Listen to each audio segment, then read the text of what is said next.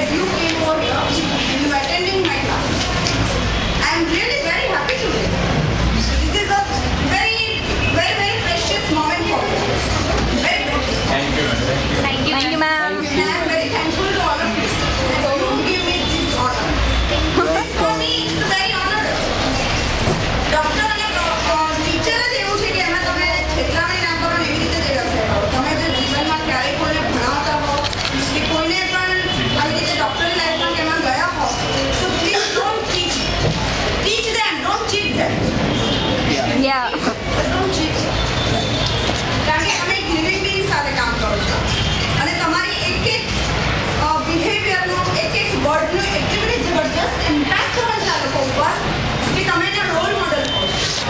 મારા સ્ટુડન્ટ્સ મને ઘણી વાર કહે છે કે બેન તમારી બર્થડે હોય તો તમે તો સાદા સીધા જાઓ, કોઈ દિવસ તમે તૈયાર થતા નથી. મેં કહ્યું here I am a teacher only પણ out of this compound wall I am different person.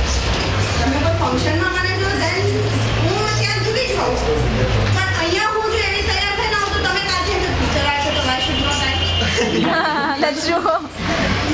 એટલે તમારા ઉપર એ અસર પડવી જ જોઈએ. હું જે બોલીશ એની જ તમને અસર થશે. ભલે અત્યારે તમે નહીં સમજી શકો but when you grown up when you will realise ક્યાંક એ બીજ પડેલું હશે ને મનમાં ક્યારેક એ ઊભી જ નીકળશે. 100%ની વાત છે. પણ એના માટે શું જરૂરી છે કે પહેલાં તમારી જમીન ખેડવી પડે, તમારું માનસિક ખેડાણ કરવું પડે. તમારી અંદરને ખેડો ને ત્યારે તમને ખબર પડે કે what you are and what you can do. Every person is capable for everything and each person has that personality. But you should find it out and you should try it. You should find it. Otherwise, તમે જે છો એ જ ચેનલમાં તમે વળી જશો પણ તમારે કંઈક જુદું કંઈક કરવું છે. એ જુદું કરવાનો જેટલો સંઘર્ષ છે ને જેટલું સફરિંગ છે ને એટલો જ એનો આનંદ છે. એ સફરિંગનો પણ એક આનંદ છે અને પછી તમને કંઈક એવું જુદું મળશે ને કે આમ તમને એમ થશે કે આને પસંદ ડિફરન્ટ કરો એવું તમને ચોક્કસ રિયલાઇઝ થશે. આજે મને એ થાય છે કે એ વખતે જે અમે કર્યું છે એ આજે મને અત્યારે નજર સામે આવે છે. મને એમ થાય આ છોકરાઓ એ જ છે. આ અંકિત રોલ નંબર 3 હતો ને તારો પહેલી બેન્ચે આમ સાઈડમાં 6 કમા બેસતો હતો બરાબર છે. આ પછી તું કાયમ ફાઇન ડ્રેસીસ પહેરેલો એ મને યાદ છે. જ્યારે પણ સરા આમ બુધવાર હોય ત્યારે એના ડ્રેસીસ બહુ સરસ હોય, બહુ ફાઇન એનો ડ્રેસ.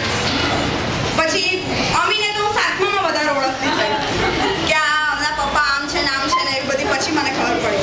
પણ એને પણ જે રીતે વાત કરી તમારી સાથે જે આજે આ છોકરાઓ છે ભલે 10-15 વર્ષ પછી પણ જ્યારે તમે સામેથી તમારા પ્રાઇમરી ટીચર્સને મળવા જાઓ છો ને એ જ બહુ જ સારી વાત છે. તમને સામેથી મળવાનું મન થાય એ અમારા માટે સૌથી મોટો રિવોર્ડ છે. એમાં કોઈ નેશનાલિટી કોઈ કશું આવતું નથી. બસ હું જાણું તમે જાણો દેટ્સ ઓલ. આપણી બિટવીન આપણા વચ્ચેની જે વાત થઈ કે એમાં બીજું કોઈ છે જ નહીં ક્યાંય તે. એટલે આ છોકરાઓને પણ ક્યારેક હું આવા આપણ પછી એમ કહી દઉં છે કે ભાઈ કથા પૂરી થઈ હો મારી હવે જે કરો એ કરો.